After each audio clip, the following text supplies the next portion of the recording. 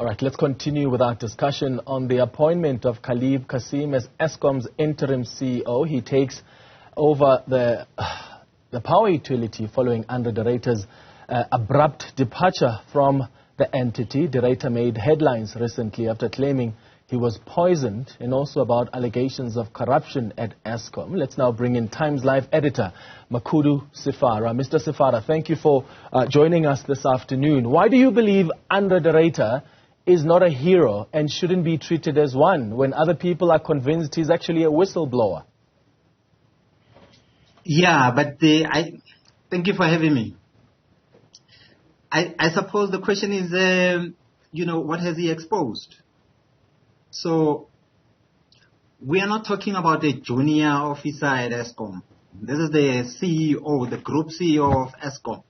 So if he wanted any document within the organization, as CEO, he'd get access to it. So in the end, if he wants to make claims about corruption involving anyone, a big-time politician or a minister or whoever who is allowed to eat a little bit, as he says, from Eskom, he should have access to all the documents, all the evidence, all the investigators and engineers that Eskom employs.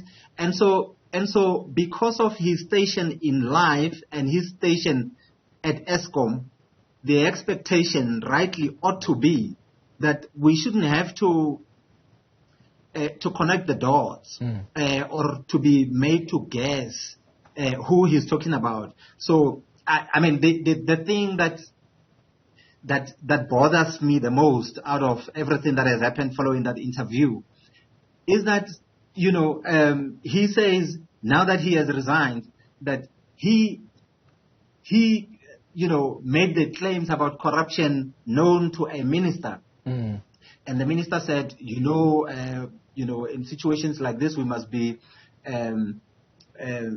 pragmatic and allow some people to.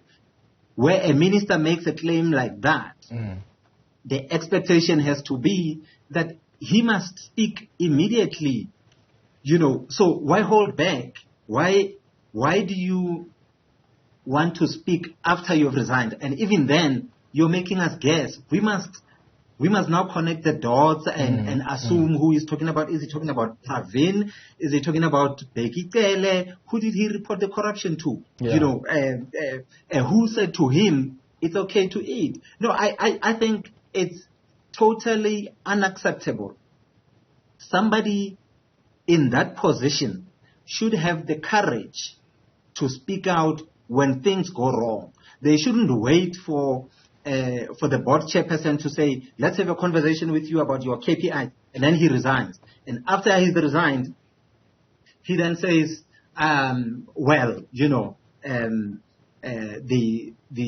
Eskom is a feeding trough for the ANC. And in his words, the evidence suggests so.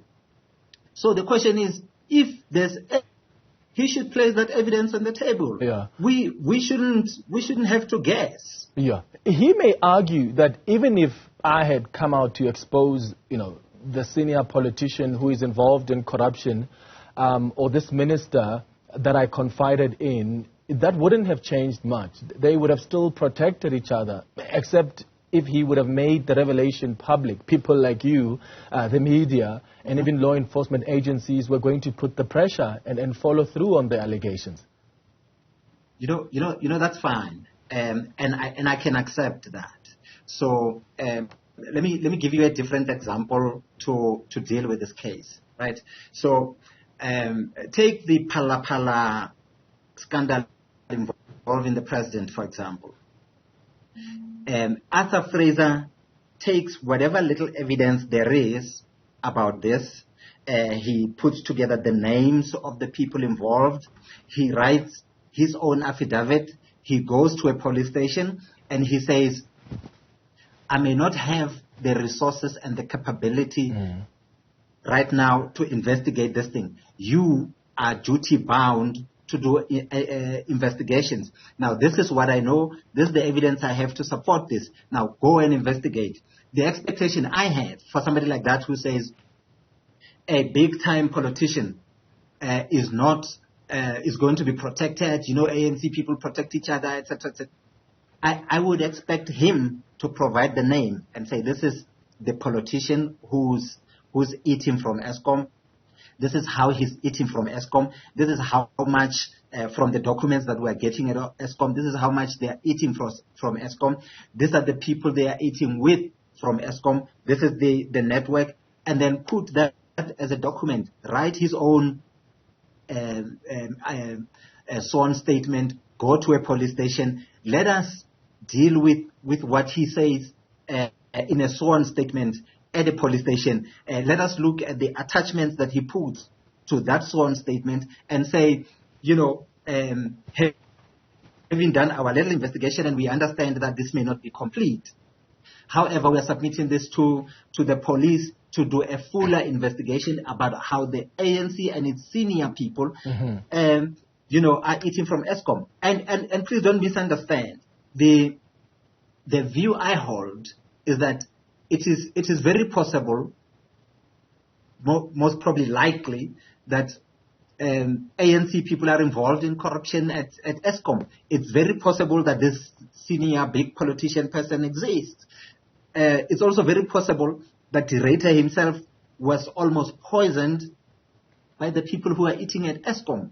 But the fact that that's possible isn't enough for us to start saying this CEO who has subjected us to, the levels of load shedding we have not seen in our country to this day, that we must give him a free pass because he has made some averments, he has made some suggestions, he has forced us to connect the dots, about who these people could be. I think it's not enough. So it's not enough for us at the end of his term. He's been there for 3 years. It's not enough for us to give him a free pass and say, they made life difficult for him. He needed to do better. That's the point. Yeah, and it doesn't help that when they were supposed to do KPIs with him, that's when he resigned. And that robbed us and maybe even the board of the opportunity to properly assess what the successes and the failures have been. You say in your opinion piece that he's using these stories of the allegations of corruption and poisoning to deflect attention from his quote-unquote failed stint at Eskom. Some people would argue that, yes, he's failed to deal with load shedding, but he tackled corruption, he started the unbundling process, he managed to reduce the Eskom debt, albeit by a small margin, managed to mobilize some funding for a just energy transition. So they would argue it's not fair to say he has completely failed.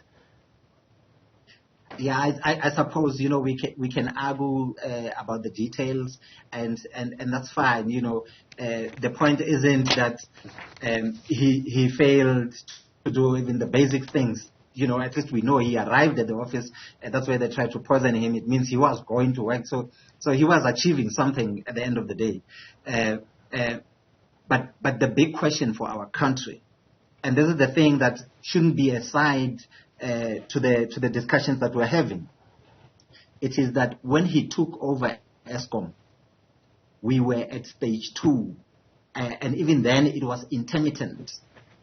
And today, as he leaves, on this station, Newzroom Afrika, you just told us, we are on stage 6, and within short notice, we might be informed that we're moving to stage 7. And other people elsewhere are thinking, are we getting closer to that point where people are going to be talking about a complete blackout? Should we be making preparations? 3 years ago, this wasn't the conversation in our country. So it means we have, the situation has gotten worse. It has degenerated, and he was at the helm. I'm not suggesting that he's the only person who needed to be held responsible for the problems, for the many problems that we have with Eskom, or that exist at Eskom. But certainly, as somebody who's at the helm, he bears a bigger responsibility to caution us from this mess, because you and I know, how disruptive this load shedding is. Stage 2, we sort of can move things around and find a way around it. Yeah. But once you get to the stage we are in, stage 6 and above, it's a completely new and different game, not just for individuals and how inconvenienced they are, but for small businesses that can't sustain operations and that are being forced to close. As a leader of an institution like that, that is his primary responsibility. That is his biggest KPIs. That is the conversation that he needed to have with the chairperson of the board. Instead of giving him that resignation letter, they should have had that conversation. He should have remained. And if his view was that I'm not able to do my work because of the political dissent, Makhudu, the chairperson of the board, was new at that point. This is what he needed to tell him.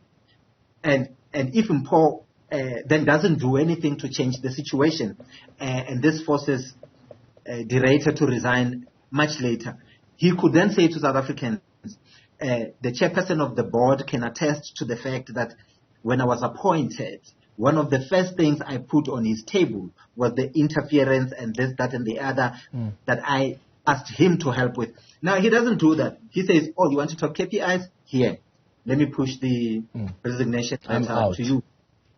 I'm out. Yeah.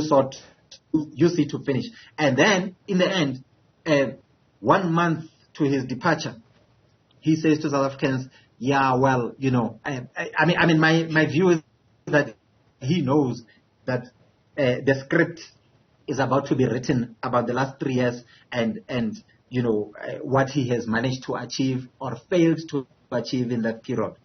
And what does he do? He comes up with this interview. It's a pity, I think, that he's not asked the difficult questions that he needed to be asked in that interview.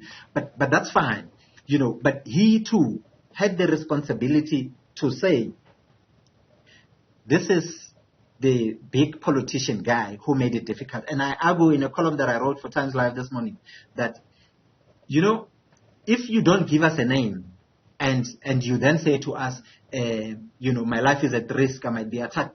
We don't know if you're attacked. We have no idea, right? But if that name is released and he says, it is person X and Y or person X who is busy,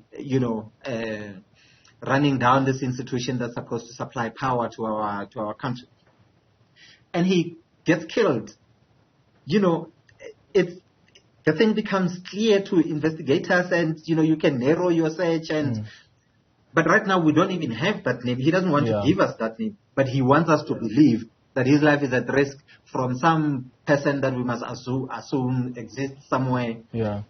I just don't buy his story. All right, last question. If he wants to be considered a hero, he must do much better than this. So how must he be held accountable? Because he's gone now. You're right. Load shedding under him hit record highs. The CSIR worked on a report looking at the hours of load shedding under the different leadership at Eskom. It was under the new leadership, under him, and I think it was by October last year, we were sitting at about 1,300 hours of load shedding. It's even more now.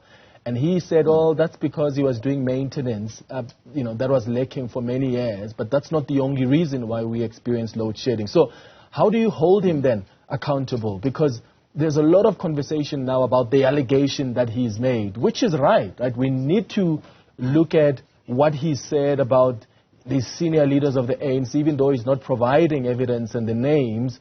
But we also need to have a conversation, a frank one, about how we assess his legacy at Eskom.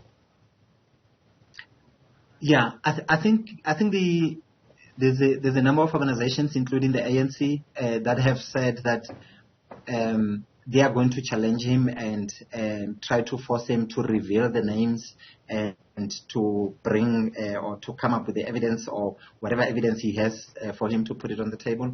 I think that's the correct approach. So let's start there. let's see if we can extract these names out of him. I'm hoping and praying that he'll do that, because it's not just in his interest, it's in our country's interest. Because if these people exist and they are in there and they continue to run Eskom down, we as taxpaying South Africans have a right to know, and we, the wrath of the law must be visited on those people. Okay. So that's one. Number two, I think even away from that discussion, we must reflect as South Africans and say, how did we end up with this guy? There was a conversation in the beginning about whether or not he's the right guy. Many of us, including I, said that this is the wrong guy from it. Oh. And did he make a difference? I think, yes, he did make a difference, but it was in the opposite direction. He made a bad situation worse. Okay. And so we need to look at how we appoint these people. When Eskom says somebody must go into that position, what are the sort of things that they look for? Are they the right things? Sefara, there's much more we need to look at. Yeah, absolutely. And there's a lot that's going to come after these developments this week. Thank you so much for making time for us. Makhudu Sefara is the Times Live editor.